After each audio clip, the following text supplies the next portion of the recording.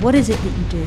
I am the CEO of Power Voice Academy, which is the first public speaking academy in the world for Muslims. My dad had been depressed, which I didn't know. There was a lot of alcoholism in my house, and then just that connection was missing. Yeah. So I think I definitely strove to find it elsewhere, and I ended up falling in with gang members. Being in abusive marriages, everyone that met me said to me, "You're so miskeen." It strips you piece after piece. So that's why whenever anyone would meet me, I was a shadow of myself. And so me with a mic is, I'm gonna tell it how it is and not let somebody else tell my story. I wanna open doors, smash down glass ceilings to make way for Muslims and Muslim women to come through and be heard. I am thrilled to introduce you to our guest today, Khalila Lister, a trailblazer in the realm of public speaking and entrepreneurship. As the founder and CEO of Power of Voice Academy, Khalila pioneers a transformative journey for Muslims worldwide, empowering them to amplify their voices and share their impactful messages. From TEDx stages to coaching inspiring speakers, Khalila's influence knows no bounds. Her voice from a single mother of 4 to a serial entrepreneur is awe-inspiring, with unwavering commitment to her values as a Muslim woman. Khalila champions the authenticity and empowerment in every endeavour, and I'm here today to share with you her insights on reclaiming one's voice, breaking barriers, and making a lasting impact in today's world. This is a conversation you won't want to miss. Assalamu alaikum, Khalila. Thank you so much for being here. Wa alaikum salam. Thank you so much for having me. It's so lovely to be here. I think it's so funny because we both said we felt like we've already met each other, and this is actually the first time. So yeah, I couldn't believe that I've not met you before. How bizarre. The souls have met. We're there. So I start my podcast asking the same question to all of my guests, and that is, without the titles, without what you do, without what position you are within your family, who are you? Oh, wow. Without the titles. Without the titles. Without the... That's a very big question. Isn't that so funny that you have to delve deep? We live in a life of labels. We live in a life of labels. Yeah. We do. Mother, CEO. Scrap them. I am a creative, a deep thinking individual who loves life, people, and with a greater understanding there's a greater purpose to life after having been through a whole journey to get there. Yeah. In a place where I just want to live freely, unapologetically, and in a way that's pleasing my Lord. And have you always known yourself? Absolutely not. Absolutely not. I would say I didn't know myself till I reached my 30s. Interesting. Interesting. For me, it started at 27, but that was just the start, and I was nowhere near getting to know myself. Yeah. What led you to getting to know yourself? Horrendous divorces, because I became Muslim at 19. Okay, alhamdulillah. And I got married at 19, about 6 months later. And that was me losing myself. Finding myself as being a Muslim, alhamdulillah, but losing myself because it was very abusive. Right. Coming out of that at 26, going into another marriage within a year to even more abuse. So I hadn't healed. And then finally coming out of that in 2020.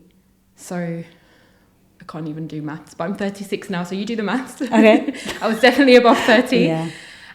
And then being left with 4 children, having to realise that they need to eat. They need to have more than just that label on them of broken home. Yes. And that led me to doing business, which 100% is what led me to finding myself. It was finding myself again as the girl I once was, but being a woman, a Muslim woman.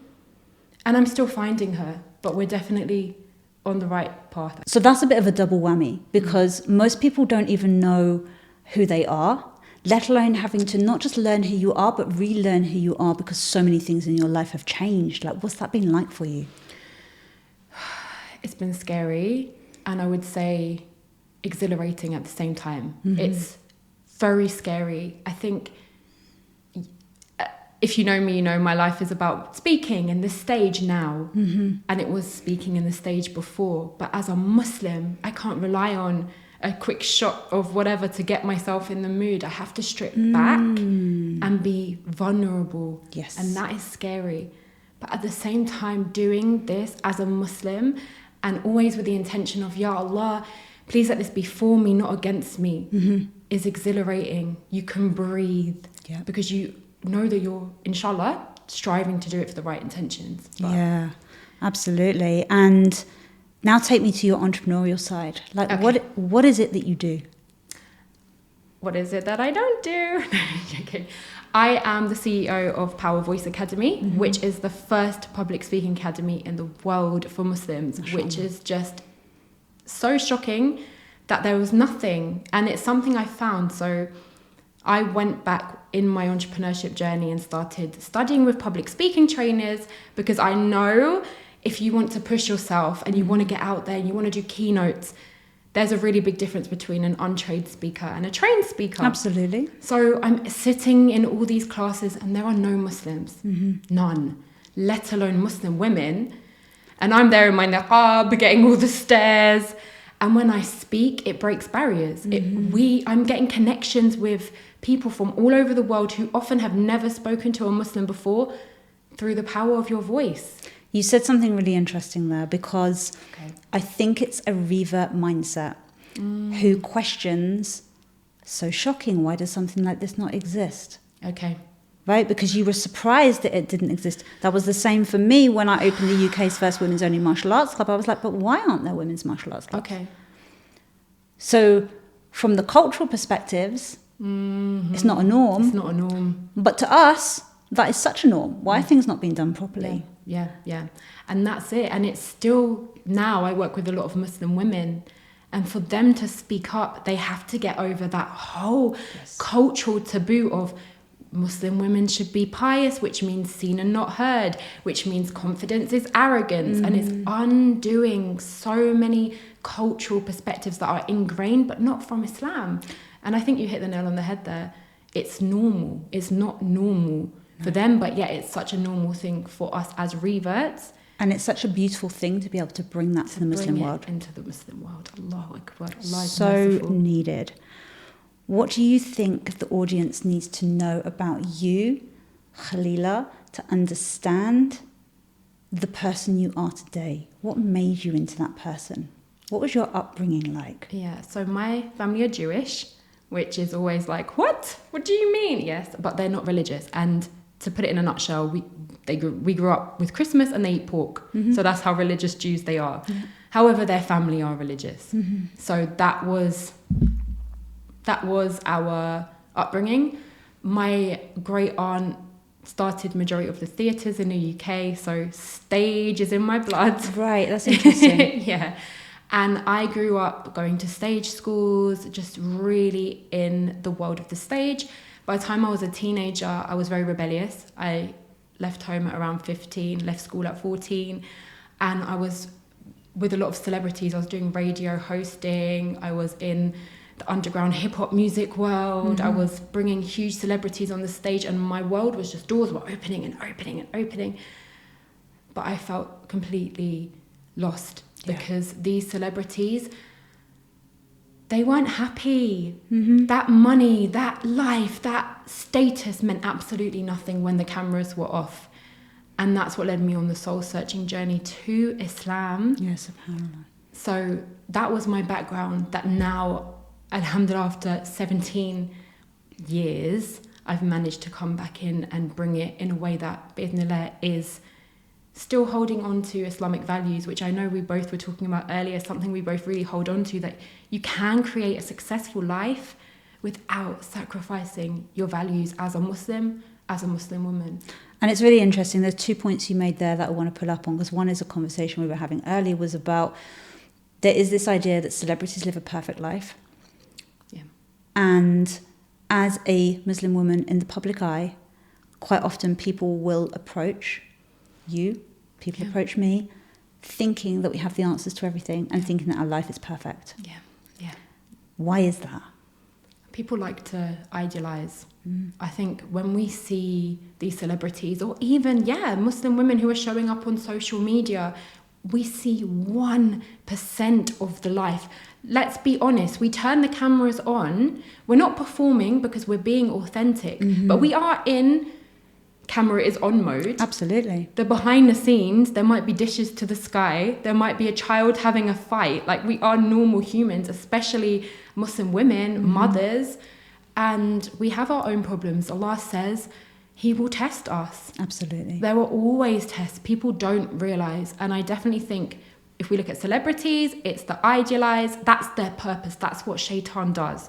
Shaitan wants us to think this glamorous world is real, and so that we don't have yourself. it. Yeah, exactly. So we are missing something. Yeah. When actually, as you said, a lot of those people are unhappy. There's a lot of depression. There's a lot of people turning to addiction. Oh, absolutely. Because they're trying to escape the life they've now entered, thinking that it was going to be glamorous, thinking it was going to be nice. Yeah. And what actually comes out on the other side is quite the opposite. Khadijah, the amount of people celebrities that commit suicide are on hardcore drugs for escapism, because when the cameras are on, they cannot be who they really are, because that's not who you're supposed to be. So they're not themselves and they feel completely lost. And I think that is really important for anyone that is wanting to take the step into the entrepreneurship world or the world of being on social media, that you do always be authentic, because that trying to show the perfect life can't last. It's not Jannah. What does being authentic mean to you? It's, I would say, values. It's looking back and renewing intentions, because the more success you gain, Shaitan is coming to you. Ready for you to put yourself in that position of self. And nothing that we do is from us, it's from Allah. And I think I really try hard to continually renew my intention that, Ya Allah, let this be, like I said earlier, for me on Yawm al-Qiyamah, not against me, to help other people. It's not about me. I want to use my skills to help other people, and continually remaking that intention, inshallah, keeps us in authenticity, because otherwise we're just lost in the bubble of Shaitan, really, in dunya, deep in the dunya. 100%. I mean, there's two du'as that I always make, and one is, Allah, if this is good for me, make it easy for me. If it's good for me, beneficial for my deen, beneficial for my family, beneficial for others, make it easy for me. If it's not, keep it far from me. And the second one is, give me the amount of money that will be used justly by me, that is good for me, and no more. Khadijah, that's it. And I think people forget. We see people online, these amazing, I'm a 7-figure earner, I'm this. Maybe that, to the person who hasn't got that, that is because Allah knows it's better for you. 100%. Some people, if they're rich, it will be their demise. And some people, if they're poor, it will be what Allah knows. We have to, and I'm advising myself first, because I'm not immune to this, but temptation is real. Comparison is a thief of joy. Absolutely. Allah knows what's best for us every second of every day. Yeah, absolutely. And the other thing you said that I wanted to ask you about was, you said you became rebellious. Oh my God. What caused that? La ilaha illallah. We're going here. I don't want to know about what you did, but I want to know about what caused you that to become rebellious. Yeah, definitely. I would say my parents are a lot older than me, and I have the best relationship with them now. My dad took a shahada before he passed away. Allahu Akbar. My mum is like my best friend, but when I was a teenager, there wasn't that connection. I found out my dad had been depressed, which I didn't know. There was a lot of alcoholism in my house, and then just that connection was missing. Yeah. So I think I definitely strove to find it elsewhere, and I ended up falling in with gang members and a crazy life, because you're trying to find that validation and that love. And that's why now, as a mother, trust me, generational cycles are hard to break, but I do know how important it is for our children to feel seen and heard, because they will search for it elsewhere otherwise. And that's definitely 100%. And also, I'm dyslexic. And all I ever heard was, she's so great at this, but she can't spell. And I was also a bit loud. So the whole class would be talking, I would be sent out. So I ended up spending the majority of using my your school voice. days for using my voice. And they were like, no, I was told by teachers time and time again in high school, you're so smart, because I was in the top sets. You're so smart, you're going to ruin your life because of your voice. Well, I'm here to tell you, actually, alhamdulillah, speaking has changed my life. So there we go. SubhanAllah. It's something that I've asked you because I see this real common trait amongst entrepreneurs, Okay. that they never fit in. Nope. And that many of them didn't have the best safety feeling around them as a child. And the reason I'm saying this is, so even for me, somebody asked me a little while ago, why do you have your own business? Actually, let me ask you first, why do you have your own business? Khadijah, you're brilliant at this. You're asking me questions I've not been asked before. Why did I start my own business? Honestly, the first reason was because I was a single mother. That's the truth. I knew there was need. Yeah, I knew I didn't have financial backing or rich family to fall back on. I didn't have that option. But you could have got a job. I could have gone out and got a job by homeschool, and that wasn't something I was willing to sacrifice. I want to be there with my children. I want to be present. So going out and getting a job, and also I do have that rebellious nature. I'm not very good at being told when to show up for work. Me too. Don't tell me. I'll come when I'm ready. I like to be my own boss. So, but why? I want you to dig deeper. Maybe it is because of always being told you're not good enough, you can't, you won't fit in, you don't fit the box, you don't look the way, you can't. And then being like, well, if I'm not going to fit your box, scrap the box and make my own. As a child, did you feel that you could trust your parents to keep you safe? No, never, unfortunately. Sorry, Mum. I would now, but no. And this is where I'm kind of getting to, because I've noticed that nearly all successful entrepreneurs that I know have had something in their life that has made them never want to have to rely on other people for everything or anything. Okay, yeah. And then in my adulthood life, 2 very broken marriages. So it's never having that reliability on anyone other than myself. Inshallah Allah. And we've just dug down into it. Yeah, and I hadn't realised that before, but I think you're very right. Yeah. And when a person doesn't want to have to rely on anybody else, they will do whatever they have to do. The reason why is so strong that you won't let anybody stop you. Oh, yeah. Stubborn.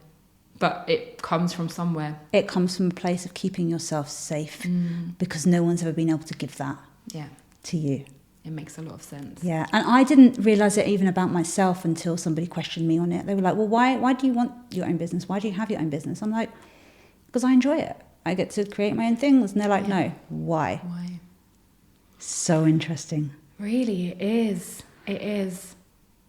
It's funny because entrepreneurship is not safe. It's very dangerous, and yet somehow, I guess if you've never had the ability to rely on someone, it is safe because you're only relying on yourself. I think that depends on perspective, because I personally think an employed job is dangerous. Okay. Because an employed job, once again, you're relying on somebody else. Yeah, they can sack you. At the end of the day, you're a number. And if that company needs to make cutbacks, they don't care about what you put in. Absolutely. So actually your safest place, in my opinion, is doing your own thing. If anybody messes up, it's on you. And you know how you did it the first time, you can do it a second time. You can do it a third time. You set your own time, you set your own everything. It's true. You can't cut yourself. I know you said that you went to stage school and that was something that was chosen for you. No, that was... You chose it for yourself? Yeah. The majority of women that are listening might be thinking there is absolutely no way I would ever get up on a stage and use my voice like that. What drove you to want to do it? Firstly, I just want to address that because that's what majority of Muslim women that work with me say. They say, I will never go on the stage. I will never speak. I just want to get better at helping my clients. Or it's very addictive. Majority of women who've worked with me, for example, Amina, I know she was on this podcast. Yes. Her exact words were, Khalila, I want to get better to help my clients. I don't want to speak like you. Halfway through the course, she said, I think I want to speak on the stages. She started getting called to speak on stages, and she's just done TEDx. Amazing. It's when you realize, which is something I've always known, that when you speak, it isn't about you. It's about using what Allah has put you through, what skills Allah has given you individually to help other people. Mm-hmm. Your voice is the greatest tool you own. It's Absolutely. The quickest way to connect. It's the quickest way to help people. It's a very powerful tool. In every way. Every way. Because I grew up in England, and you spoke about your family and that disconnect. Yeah. I had that same thing, especially from my mum, because of her inability to communicate. 100%. Her inability to use her voice, her inability to show any form of emotion at all. And I went on to work on my own communication skills. As I said, I first kind of thought at the age of 27, something's not right here. I don't think I'm communicating properly. Yeah. It's damaging me. Like, there's nothing productive about the way that my lack of communication or the way that I approach a situation. You don't wait until you've built up so many reasons to then explode at somebody. I need to work on this. Yeah.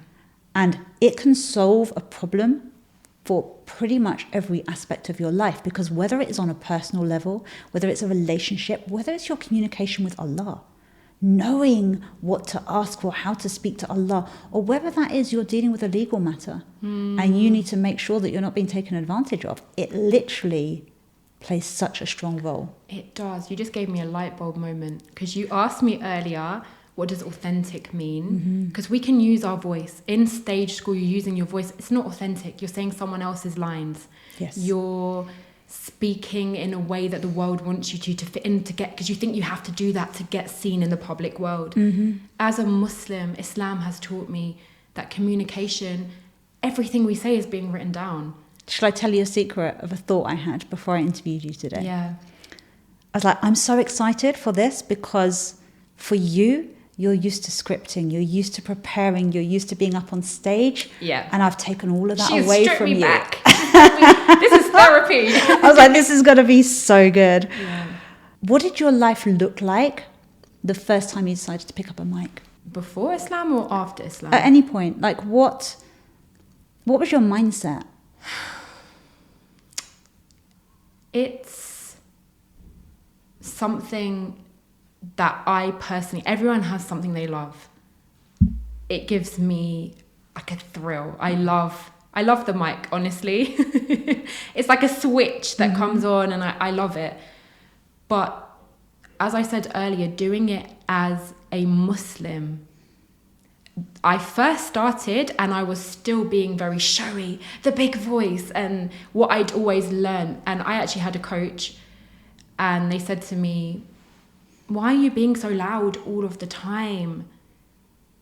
Why were you being so loud? Well, that's what I realized. It's a safety barrier. That's the performance element. But when you strip that back, it becomes very vulnerable. Were you listened to as a child? Oh, absolutely not. No, I wasn't. No, we had very big communication issues, and Islam taught me to communicate. Me and my mum have the most, Allahumma barik, incredible relationship. Now, she's the first person I call. Growing up, we had no communication. I would come home, she's watching EastEnders. There was no communication. And I can't say when I was a young child, but in the teenage years when there was that rebellion, not knowing how to communicate. And that was the breakdown. But now, Islam has taught us the importance of communication. And do you think that picking up the mic was an opportunity for you to tell people, I will be heard, I have something to say? Yeah, especially being a niqabi, where you're seen as someone that doesn't have a voice. Being in abusive marriages, everyone that met me said to me, you're so miskeen. And I had something that's what I was known as, because I'd been stripped back. People need to understand this. Being in an abusive marriage, it strips you piece after piece. So that's why whenever anyone would meet me, I was a shadow of myself. And I was known as the miskeen one. And I would be screaming inside, you lot don't know me. I'm not miskeen. But it was a space in the house where if I said anything, it would explode. And I'd learned to shut my voice, learned to silence myself for safety. And so coming back into it, yeah, it's not just me, but for all Muslim women, this narrative is being told for us. And so me with a mic is, I'm going to tell it how it is and not let somebody else tell my story. You're taking your power back. Taking the power back. That's what a mic is, 100%. 100%. The world's your stage. And it's ironic because there is this misconception that, especially as a niqabi, that you are silenced, that you are voiceless. Yeah. However, you were using your voice before you became Muslim, and now you're using it for even bigger things. Have you ever felt any pressure or influence on that transition between not being a Muslim to becoming a niqabi and how you were using your voice? Yes, there's always pressure. I think there's pressure from the Muslim community, there's pressure from the non-Muslim community. Always. Non-Muslim community, you shouldn't be in this space. As I'm a TEDx coach. There are not niqabi TEDx coaches. You cannot see my mouth move. I'm training people for the most prestigious stage really in the world. Absolutely. And the pressure will come in from the non-Muslims, and you just got to prove them wrong. It doesn't scare me at all because they're always, unless they're just racist or Islamophobic, they're always like, oh, okay. I've worked with non-Muslims and they said I've done training, and this isn't to big myself up, it's just a fact that they've said, but they've said to me, I've done training with so many people, yours was the best, and I wasn't expecting it because of how you're dressed. A skill isn't limited by how you dress. The Muslim world is pressure as well, because I get messages like, I can see your eyebrows, you're not wearing it right, and I just think you just have to let go of what everybody else thinks and just show up. We're all on our own journey, no one's perfect. Just show up as the best version of ourselves that we can. And it's interesting that you say that, because it was the next thing that I was going to ask. Let's talk about gender for a second. Okay. So have you had any criticism about being not just a Muslim, but a Muslim woman, using your voice, and on top of that publicly, and on top of that on social media? Yes. When I first came into entrepreneurship, I had a group of Muslim friends who, I'm going to be really honest here, I think preferred the me that was in an abusive marriage than who I actually am. Because as I started to shed those layers, it suddenly became almost threatening to them. And I've lost all of that group of friends. None of them speak to me. And I understand if you're not conditioned to see a Muslim woman publicly. I do understand. I was once that person that might have thought, is this really okay? Are we okay here? But when you come behind closed doors, if you see, just this week alone, I had Speakathon week, where there were women telling stories they've never shared before, being able to, women who are now helping people who are thinking about suicide, which is a lot more common in our religion than we know. Women who are marital coaches who can help what will please Allah. Women who are talking about child abuse, things that are not spoken about, periods, right? Anything. We need our voices. Nobody else can help each other in the way that a Muslim woman can to a Muslim woman, really, because nobody else understands. And it's so, so important. And on top of that, you're opening up the acceptance. Let's start with tolerance. Okay. Into acceptance from the non-Muslim world. Yeah. Because finally they're getting to see the truth behind the veil. That's it. Ultimately, for me, I was very naive before I was Muslim. Yeah. Very stereotypical views. Yeah. I went to a mosque in Streatham. They invited me to go and teach self-defense to the women. Okay. I had no interest in Islam at that point, but I was a female, one of probably the only female instructors that was living in London, that specifically said that I work with women. And I remember the sister coming out to meet me, and out of respect, I wore a cap. I was like, I'll cover my hair. I'll wear a cap. Okay. She came out to meet me, and she was wearing a black abaya, black hijab, and I was like, we're from two different worlds. Like, this, I'll come and teach, but like, this is just not going to be for me. And I got inside that masjid, and that sister took off her abaya and her hijab, and I was like, you're a human. I really like your outfit. I remember being shocked. I was like, she's actually really trendy underneath. And she found out she was Italian. I'm half Italian. And I was like, oh, I got wait. shivers.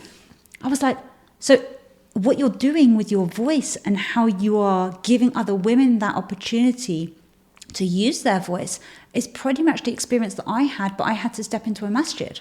Yeah. And most people aren't ready to step into a masjid. No. They're not going to a mosque just to see what a Muslim woman is really like. Yeah, 100%. You know, the TEDx that I did, it was an interview style with a non-Muslim man. And he said to me, I have never had a conversation with a Muslim woman before. And he would ask me questions like, why do men and women have to be separate in the mosque?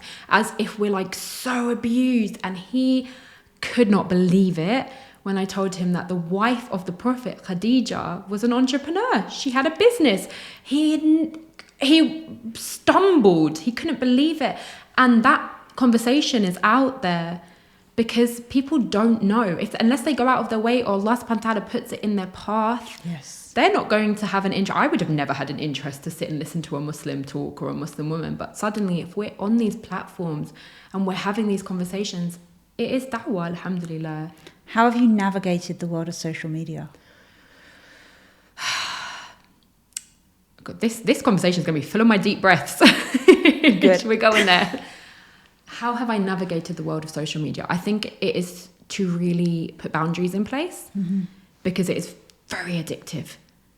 I have addictive personality. I will be very honest with you. So I could end up being on social media way too much. So I have to put that boundary in place. For me, that is hiring a team member to help me out and do it for me.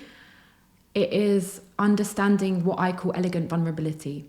Social media is not your diary. You do not owe people to know every single thing you do in the day. People feel like they know you when they see you on social media. I was going to say that. They see 0.000%. I treat social media as my business. Yes. The way you would show up in a shop is the way I'm going to show up in social media. A lot of people struggle to show up consistently. If you had a job where you had to open your shop, if you're tired, you had a late night, you're not feeling that well, you know if you close your shop, you're losing sales. That's how I treat social media. If I'm not showing up, I'm out of sight, out of mind. It's like showing up for work. It's showing up for work. And that's my mentality. Social media is my work. I love the connections I can form. I love the incredible... I met you through social media. I've met incredible, inspirational people, but I am there to work. And so I have strategies. I'm not just posting anything without a plan. There's always a plan. It's strategic. It's work. And isn't it funny how people think that you're actually on social media all the time? Yeah. Because I personally have really limited Me too. my time on social media. If I am browsing on social media, it's because I'm looking for something specific. Yeah. And people will say, oh, I know you've probably seen my stories, but... And I'm like, no, I haven't seen your stories.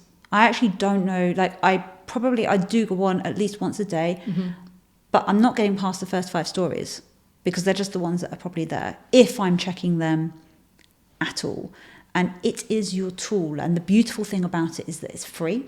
Yes. And it is the only free way, well, I would say it is the best form of marketing and advertising that has ever existed. So powerful.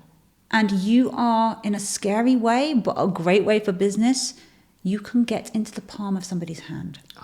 But at the press of a button, you have the opportunity to be in front of an international audience of potentially millions. In their own home. People back in the days who had to spend their life scrolling through yellow pages and spending loads of money to get onto local TV stations are like This is amazing. It really is. It's a brilliant marketing tool. I call it social marketing, social media, social marketing. It really is. Absolutely. And it's actually what it's there for. Mm-hmm. Because if you think about the social media platforms, let's take Instagram, for example. Yeah. It's free. You don't pay to be on Instagram. Why does no one question that? Yeah, I know. It's free because they're a business. And they are making money from businesses. Yeah. And it's designed to keep you on it. That's why I'm saying I have to put my boundaries in place, because it is designed to keep you on it. They know what they're doing. They're very clever. We have to have those boundaries. Otherwise, it becomes a waste of time. And therefore, it's not productive for your business or your life. And for anybody that thinks they don't have time to have their own business, if you look at your scrolling time, right? If you look at your scrolling time and you start creating content rather than absorbing content and consuming content, you have a lot of time. I really disagree with I believe everyone has time. It's just not a priority. 100%. I have 4 children. I'm a single mother. I homeschool. They are with me 24 hours of the day. Unless I'm like, Mom, help me out. We can have time. It's just not a priority. That's just the reality. That's the real talk. In a world where many entrepreneurs have compromised their values and their faith, because it is very tempting. Of course. Very tempting to do so. You've maintained that and you've used that as your unique selling point. Mm-hmm. Have you had any challenges where you've been challenged with this thought or this battle? Yeah. It's so easy to happen, firstly. Again, like we said, the glitz and the glam, the success, it doesn't look like us. Mm-hmm. And we could get so far and so many doors open if we didn't look like this. But it is our unique selling point. Like you said, there's a niche that is not filled where we need to be. It's a battle. I think for me, the hardest thing is I have worn niqab for 10 years. Mm-hmm. I personally do not think it's obligatory. I don't think I'm better than anyone else that doesn't wear it. I just personally feel free, especially to show up online. I'm like, I don't want to show my face. I feel free. So this is a choice I'm making. But when I go to networking events, I'm going to be very honest, and Muslim networking events, and everyone's in there, lovely outfits, and I'm the only niqabi in the room. Sometimes I really struggle. I'm like, why am I doing this to myself? And I'll really have to battle with myself, because I could just take it off. Mm-hmm. But then I'm like, I promised myself that me doing business is not going to sacrifice my personal values. So first it's the niqab, and then it's all, shaitan will never just leave us alone. It will always be one thing and then one thing and one thing. So for me, I just have to fight my nafs, and it's a battle that I'm choosing to try. May Allah keep us all firm in whatever it is, but I'm trying to keep, because of I know myself. Mm-hmm. Like makeup is a huge fitna for me. Yes. I know myself. I have to look at my own self and know what do I need to do to try and keep as pleasing to Allah as I possibly can. And I think that's really important, because it will always be not enough until you're just completely left Islam. And I've seen it so many times, and it's really scary. And it's one of the things that a lot of women bring to me is, but how will I be successful in this because I'm a Muslim? Mm-hmm. And in fact, it's the opposite. It's needed more than what anybody else is offering right now. Yeah. People always say Muslims don't buy. We are from the richest in the world.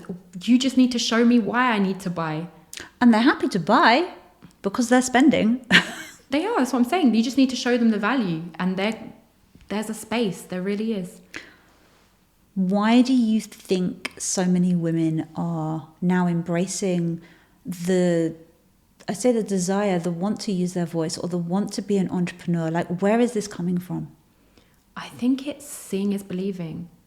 Alhamdulillah, there have been some pioneering, trailblazing women like yourself that are opening doors, and now women can see, actually, I don't want to conform to society. Let's be honest, there is not a job that you really can show up in your values when you're working for someone else. Actually, we have so much more freedom being an entrepreneur. Our time, what we wear, to stop to pray. So I think it is because, and especially the way of the world, we are in crazy times right now. Like, I was a deep conspiracist before I was Muslim. I have to set that to bay a little bit, but people are starting to see that actually it's not a conspiracy. This world is not safe for us. Sorry to interrupt you. No, that's all right. The word conspiracy alone is questionable. Who put that word there? They did. They did. Of course they did. And so I think people are really starting to see they're creating ant workers to work for them so they get rich and you stay without a voice, without a meaning, and just work for them. And people are starting to realize, I don't want that. And it's possible. Very deep conditioning from a very, very young age. Yeah. That's just how things are done, so we'll all copy. And I think more women, I say women because I only work with women, are questioning that. Do you think we're trying to be modernized women? Oh, I hate all of this modern, feminine, masculine, toxic. I don't follow any of it, by the way, I really don't.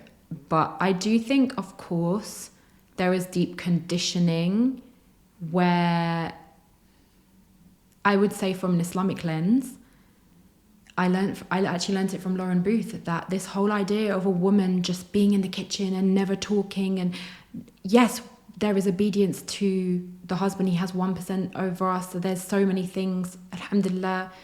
But this conditioning she taught me had actually come from a Western ideology of the Stepford wife, the housewife. This idea is not actually from Islam. That's why I'm asking you. Right. And I am a woman who thinks it's beautiful to create a lovely home. Despite you might see me, I'm not the woman that's like, no, tell your husband no, do it yourself. I don't agree with that at all. But do I think being an entrepreneur, having your own business, is being a Western woman? No. We have Khadijah as our example. It's from the Sunnah. But we need to know there is a very big difference between a man and a woman. The whole social media, the whole entrepreneurship is revolved around a man. We don't need to work like that. We have menstrual times that I personally try. I know myself, every time the week before my menses come, I need to quit. I can't do this anymore. I failed. And then I have to remind myself, no, this is just my hormones. Men can just go, go, go, go, go. That's how they're designed. We don't need to do that. We don't need to implement it. So I think knowing ourselves as a woman is very important.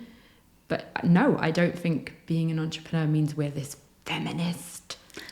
So I'm asking you because I think not the opposite of what you're saying. I think the opposite of this idea of this modernized woman. I think we are returning back. I agree. To the Sunnah. To Islamic principles, to the Sunnah, and its culture from a variety of different cultures that has given this idea of the role of a woman. Yeah, I agree. So we're not becoming modern women. We're actually going back to the roles that we previously had. And you said something interesting about the difference between a man and a woman in business. I think it's quite simple, and I think that men have a duty to provide. Yep. So their goal in business is to make money. Yep. Our goal in business as women, I have yet to meet one woman that has said, I just want to be rich. They're not afraid to talk about money, and I think it's absolutely fine to talk about the desire of wealth. I agree. But every woman I have met wants to make an impact. Yes. First. Normally. Before the financial side comes in. And then it's usually when they learn later, and I can make money from this. And it's not haram. that then gives them the drive to do it more. And we need more impact. Absolutely. Otherwise, who are we listening to? Who are our daughters listening to? Who are they learning from if they don't have us? I think for me, money is a huge factor because I'm a single mom. And I always say this, I definitely would work at a different pace than I do if it wasn't that scarcity of if I don't make money, my children don't eat. If I did have a husband, that was providing, I could do it from a different lens that I think is more healthy for women. in that moment, you had to step into the role of providing. That's a very different conversation. Yep. But in doing that, you didn't choose to just make money. No. What led you to want to build the platform of Power Voice Academy to elevate other women? The two words that spring to my mind before anything else is sisterhood and community. And that is something everyone that works with me says. It's more than just public speaking. It's this amazing feeling of unity, being heard, being accepted. The sisters that I work with in the groups are friends for life. They end up doing incredible collaborations together. And we are supposed to be a village. And I personally have felt so isolated in my life so many times, even as a Muslim, and so many women are.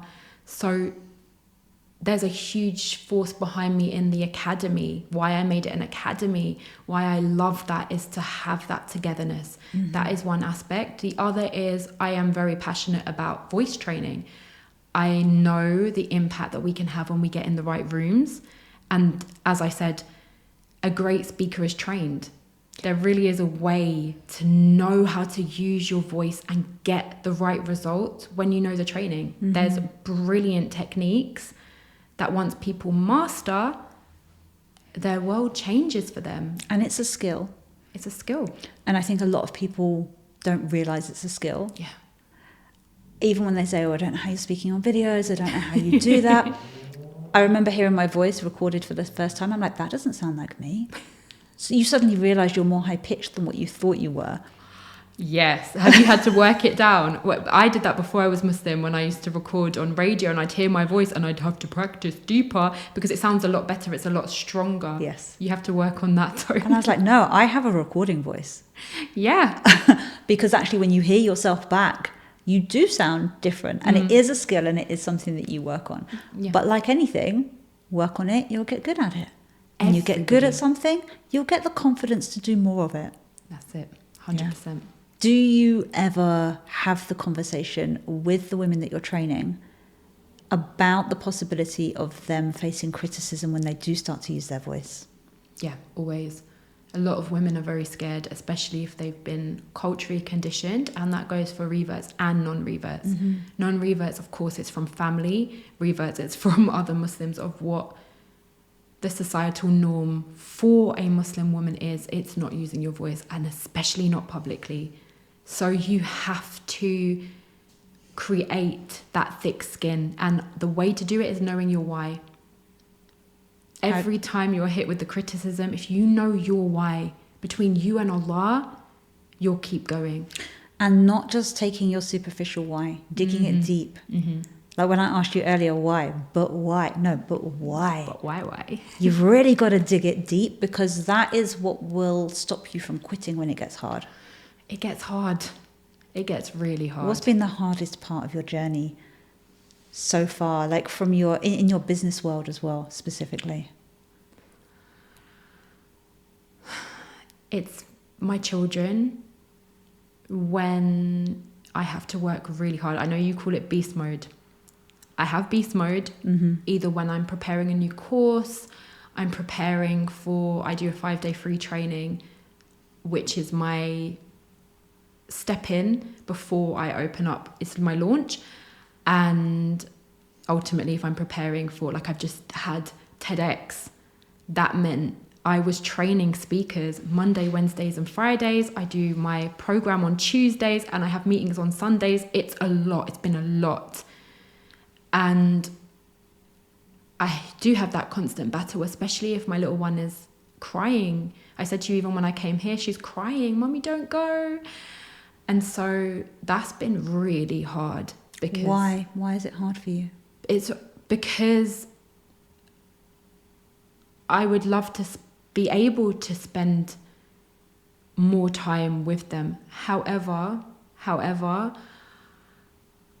it's also been the greatest blessing, because them seeing me using my mind again, them seeing doors that have opened for me has also equally inspired them. And I think the way I get through it is to make sure that there's the balance. Yes, there's beast mode, as you call it, and I love that.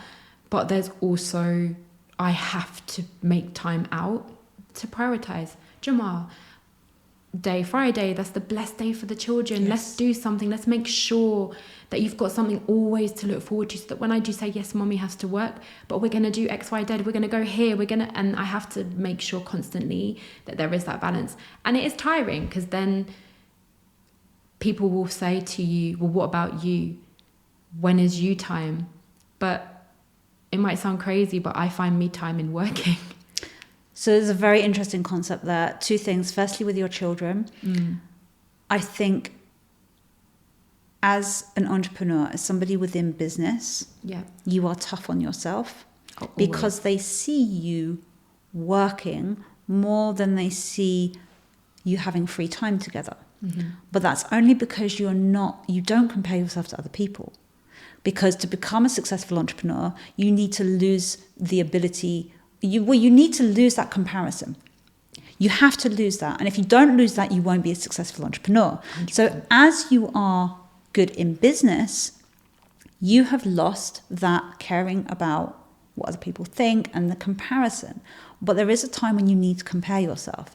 And it's in times like that, when you actually consider, well, if I had a 9 to 5 and the only time they saw mummy was when I came home, let's say at 6:30. I mean, you said it takes like 2 hours to get anywhere across London. So let's say you were coming home at 7 o'clock. And the version of they got of you when you got home was exhausted, frustrated, probably a bit depressed. Oh, absolutely. Guilt. And you are quickly feeding and putting them to bed. Versus them being able to see, well, if mummy can do it, I can do it too. And the reason why I think the guilt comes in is because you have to say no a lot more than what you would do if you were working a 9 to 5.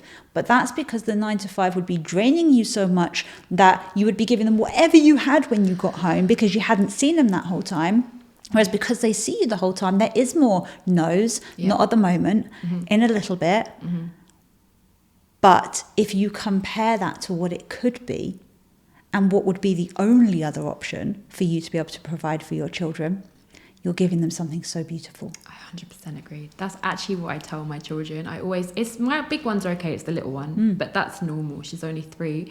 But I do say to her, if I wasn't going now to switch on and set up and do my coaching here, I'd be going out. You're only going upstairs and you can have my phone. And I'm just going to be doing this for a few hours versus, like you said, the travel there, the spending the time, the travel back, it really does accumulate. And where do they be? In childcare. Here, I can work from my home. I know where they are. I know what they're doing. And that is exactly what I tell them. But obviously, ultimately, we're always going to feel guilt. But it's just... Mum guilt is real. Mum guilt is real, yeah. I don't think it ever goes. No. I've got a feeling that's right through to I think it just adulthood. shows we care, really. Pulling it back to public speaking, you need to have a fine balance between vulnerability and professionalism. How do you help your clients navigate between that balance? Brilliant question. So an example I can use is that a lot of the work I do is really helping them find their signature story. It's what makes you memorable. I have my story that I say everywhere I go, every keynote, every stage, everywhere, it's that story. And a lot of women find, I've been through so much. How do I bring everything? There are things I don't want to talk about. How do I not? And it's knowing the structure. I do something called the 5R method, which really is like a V. So going from one place in your life, you need to go down into a struggle because that's often where your potential client are right now and can relate to you and need that level of vulnerability for you to then transition back out to the other side of the V, which positions you as a leader, which shows why you're passionate about what you do. And it's that journey. And it's actually, in the long form narrative, they call it the hero's journey, going out, having the fall and coming back up.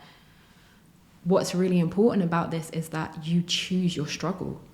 There are things in my life that I do not want to talk about publicly. I don't have to. Like I said earlier, it's not your diary. You don't owe anyone. You need to structure it in a way that gives enough vulnerability to be relatable, enough vulnerability to empower other people and share things you grow through what you go through, but not things that are going to break you or harm your family or anyone around you by sharing that story. So you have to choose very, as you would with a business. I treat speaking as a business. Yeah. You strategize, you research, you plan, and then it gets to be easy once you've done the hard practice. work. And you practice. Yes. Absolutely. I do think that public speaking, having a business, the online world is romanticized. People think it's really beautiful. And to be honest, I do light a candle in the evening when I'm doing, I call it my project. And this is a point you made earlier, was you don't call it, like, you don't feel like it's work because you enjoy it. Yeah. There is that balance of, actually, this isn't work. To me, it's not work. It is a project because I fully enjoy doing it. And to me, work is when you go and you do something for somebody else that doesn't bring you any benefit in this world or in the hereafter. It is just a paid by the hour job. Yeah. But people do think that entrepreneurship is so amazing. They can do whatever they want, whenever they want. What is it like for you? It's hard work. Anything in life worth having is hard work. I love speaking. I cannot just show up on a stage. I have to have done all the steps to get me to that position first. I love coaching. Clients don't just come knocking on your door in the beginning. You have to do all the work of positioning yourself, showing up on social media, planning your course, marketing. There are so many sides of my work I don't enjoy. And that is just reality. We're not in Jannah. I think we have to take off this ideal. I think what helps me is, like you said, romanticizing things. You can put your candle on, have your cup of tea or coffee, whatever it is that I love to work when it's the daytime and I have my garden view. Just something silly like that makes me feel happy. And I think it's really important, but there are always going to be times in the world of an entrepreneur. It's a lot of hard work. To be successful, you have to work. We said it earlier, you can't just make dua and expect it to all flow. Land in your lap. Right, we tie the camel. We know this from our religion. So I think the beauty for me is that I have this in my head, work hard once. That's what gets me through, because a great entrepreneur understands the power of repetition. Yes. For example, my programs, I'm now in my 4th cohort. It's repetition. Absolutely. I'm not restructuring the same sessions again and again. I might make little tweaks here and there as I grow and advance, but the main structure is there. And I think that is, we spoke about earlier off camera, a big problem for a lot of people, not having that consistency, because it's not always fun. As entrepreneurs and creatives, we have minds that want to do new, but the power in repetition means that it becomes easier, and then you do have time to do the things you love. And when you get to the position, you can hire a team to do the things that you don't love. That has been my greatest gift this past few months. Now I have just 3 team members on, so they can do things that they love, that they're gifted at. Yes. And I am not. Find people who are better at you in the areas where you're weak or that you don't enjoy. Exactly. And you can easily get to that point. But you have to put the work in to start with. Yeah, you have to. And people don't realize that now I have incredible Alina, Zainab, my son, who's also on my team. That's why I was like, okay, I'm going to include him. He's amazing. But I didn't start like that. I had to do it all myself first. And then when you get to find these incredible people, you get to show up center stage in what you're actually good at and what you love. One of the best investments I made in one of my companies was when I brought in somebody, probably on the highest salary that I've ever paid, who was really knowledgeable in the areas that I hated. Yeah. And it transformed my business for me, because I was then freed up to do more of what I was good at and what I loved. Absolutely. Investment. You have to not be scared. I have my COO, Alina. She keeps me sane. It's absolutely the biggest investment I've ever made. But it's worth it because it bides me time and it helps me enjoy what I love, because she's great at organising. I'm terrible. I used to be called Scatty Catty because my name's Katerina. Like, I'm not organised. Yeah. So she can do that. She loves organising. A creative brain usually isn't. Yeah. You can't be creative and super strict and organized in your mind at the same time. No, we need to be free. We need freedom. We need freedom. You spoke about your children being probably one of the biggest challenges, but on your actual business journey, what challenges have you faced? And if you could go back and do those differently, what would you do differently?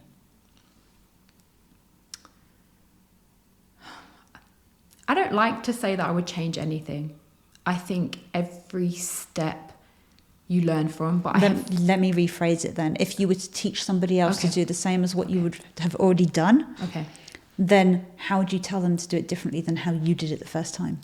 I have been really, really burnt in collaborations. So I definitely went in very naive with the mindset of we are Muslim, we can trust. And honestly, the more success I gained, the more the vultures came. And that's what I've learned that I would definitely teach other people. Before you collaborate with anyone, ask about that person, ask about their character, ask and put contracts in place. Because I had another business, and it went through a whole lot, and sisters that I felt were in my corner, it wasn't the reality. And I think it's very difficult. It is very difficult, especially when you're putting in a lot and then you end up losing, I suppose, in a sense, a lot of work that you've done. That it's not always just as simple as we are Muslim, we can just trust. So Islamically, we shouldn't anyway. Exactly. It's a lesson that I have also been through, where I pretty much had to start a business from scratch because I wouldn't say I passed it over, but I entrusted somebody in a way I shouldn't have. And it's my own fault. Yeah, 100%. Absolutely my own fault. But I think you have to do things professionally, and you have to let go of this. Oh, well, it's another sister, so it'll be fine. Like, you've got to let go of that. Yeah. And you've got to have the expectation that nobody else will be as passionate about your business as you. Yeah, 100%. And they don't need to be. No. They're there for a reason, and you need to bring out the best in them of what it is they're good at, but understand that they're never going to be as passionate as you are, because their why is completely different. They've not been through your life. They've not experienced your life. Yeah, 100%. And there might be that period of, oh, well, I'm super excited, I get to work with Khalila. Like, there's this little excitement, but the desire within humans to want something for themselves, Yeah, that's it. is big. It is.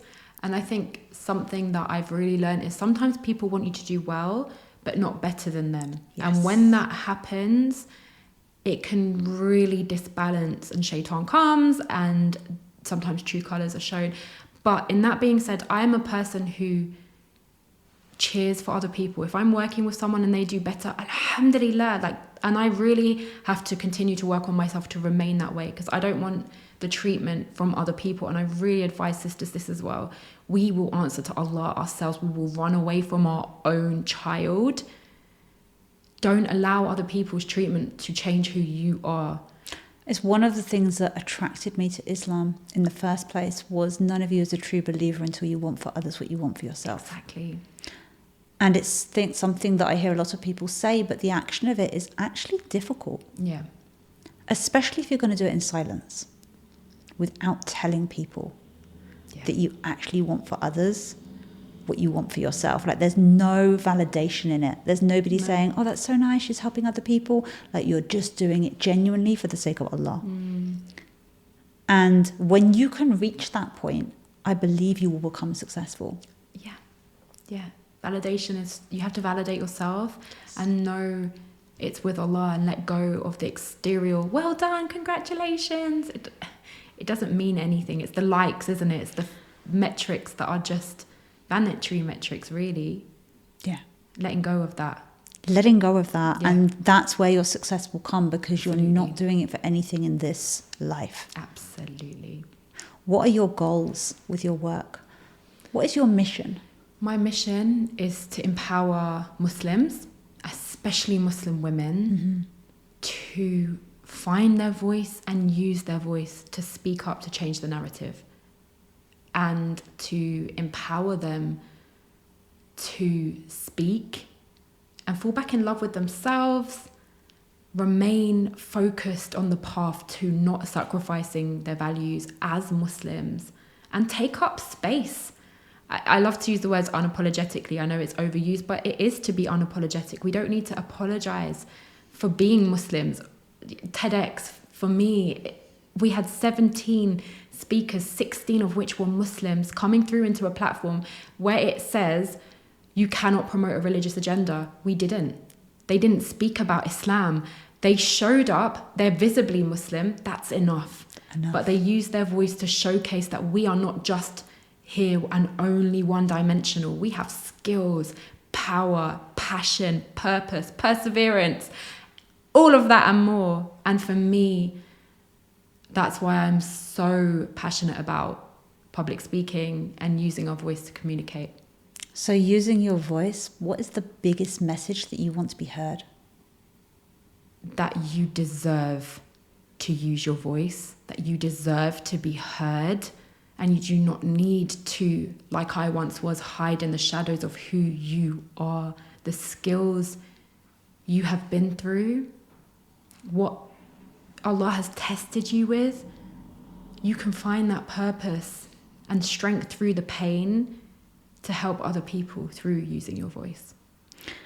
And what impact would you like to leave on the thousands of Muslims that are getting to experience even just hearing your message? Them getting to join to work with you is even better. Yeah. What impact would you like to leave? Particularly that confidence is not arrogance. Beautiful. That you don't need to hide who you are. Be the best version of yourself. Stand up tall. Take up space. It's okay. And in fact, it's amazing. Muslim women are amazing. And there's so much talent in our ummah. When I got into rooms, networking rooms, I couldn't believe the talent in our ummah. It's just being silenced. Not anymore. That's the impact I want to leave. And what is your future vision for Power of Voice Academy? Huge. Tell me. All over the world. I want public speaking to be normalized. It's the biggest fear in the world. It's not spiders, it's not the dark, it's speaking in public. I want it to be normalized for women, whether they want to be on a stage or a podcast or just communicating in their workplace, to not feel like they have to apologize or hide or silence themselves and their views, and to understand the power of your voice. So my vision is to have stages with Muslim women and events, to take over TEDx and have our own version, to have women being able to create halal wealth for themselves, generational wealth, and therefore raising a better future ummah, because we are here. I want to hear something interesting about what you just said. I interpreted it different until you finished your sentence. Okay. So you said public speaking is the biggest fear in the world. Yep. And then you said before spiders and other things. When I heard that, I didn't think of it within the person themselves, because it's double, right? Public speaking then is the biggest fear within the world for individuals, but it's also the biggest fear for big organizations. Oh, absolutely. And they do not want us to speak. They do not. Do you think they want us to speak? And yet here we are speaking up. I just did a 5-city tour in huge theatres with Muslim women on the stages. We could shout Allahu Akbar in these spaces, and this is just the start. Yeah. No more being silent. No more being silent and no more fear. No more fear. How do people overcome that fear and take that first step? Know their why. That's always the first thing I say. Know why. The minute you start to get really caught up in this idea of, oh, should I really be heard? Why do I need to be heard? Why? What will people think? What will people think? What will people think? And that's a huge fear. What if I make a mistake? What if I'm not seen as an expert in my field? What if I say, what if? Well, just do it and you'll get better. What if you don't say anything? That's even worse. That's even worse. That should be a bigger fear. That's my bigger fear. What if I never try? If you try and it doesn't work, that's qadr of Allah. We are Muslim, we understand. There's always a reason, but what if it works? Yeah. And finally, we have only one guarantee in this life, is that we're not going to live forever. Yeah. And as Muslims, I feel like we're one of the few communities that will openly speak about this. Absolutely. With confidence. Yeah. What legacy would you like to leave? The legacy I want to leave is that Muslim women are incredible, talented, strong. I want to open doors, smash down glass ceilings to make way for Muslims and Muslim women to come through and be heard. I love that. I love that. You've been absolutely incredible. This conversation has been amazing. I hope it opens minds. I hope it inspires, inshallah. And I hope it helps people to take that first step. What message would you like to leave for that woman that is sat on the sofa right now thinking, I wish I could start using my voice? I was you.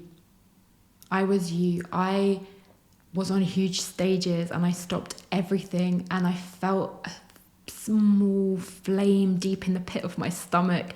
And every time the flame got a bit bigger, I poured water on it.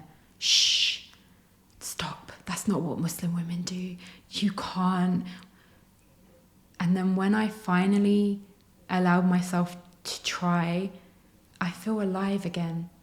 Allow yourself to feel alive. Being righteous is not to be silent and to stop who you are. There are ways to do it and still, alhamdulillah, strive to be a righteous Muslim woman. That is so beautiful. Being righteous is not to be silenced. That is a message. Absolutely. Is there anything else you'd like to say? Jazakallah khair. I love the platform that you're creating. I think it's incredible. It's been an honor to be here. To everyone listening, we are just like you. People think that because we're out here, we're so incredible. My coach once said to me, I am not extraordinary. I just took an extraordinary step to change my life. Yeah. If you're listening at home, take the step. I love that. Thank you so much, Jazakallah khair, for your time. I will leave your link in the description so that people can come and check out your work as well. Absolutely. And for anyone listening, just start. Take Take that first step. Thank you for your time. Assalamu alaikum. Wa alaikum salam.